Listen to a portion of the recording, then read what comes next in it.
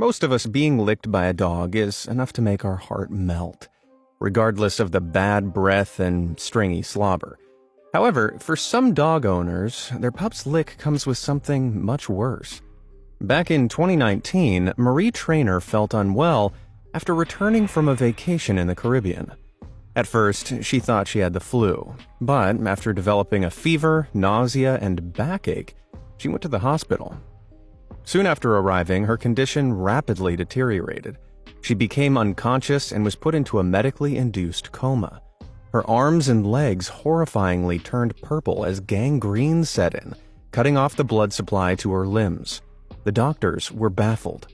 Initially, they thought she had a travel-related illness, but 7 days later, they made the shocking discovery of the true cause of her condition.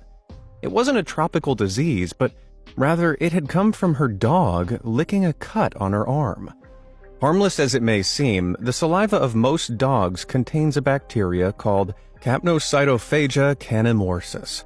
This bacterium normally spreads through bites, but sometimes all it takes is an innocent lick on an open wound for transmission to take place. To prevent the deadly infection from spreading, doctors removed the affected areas from Traynor's body. Unfortunately, this meant amputating her arms and legs. Luckily, capnocytophaga isn't usually this dangerous to humans. Typically, the symptoms resemble those of the flu. Yet in rare cases, it's extremely deadly.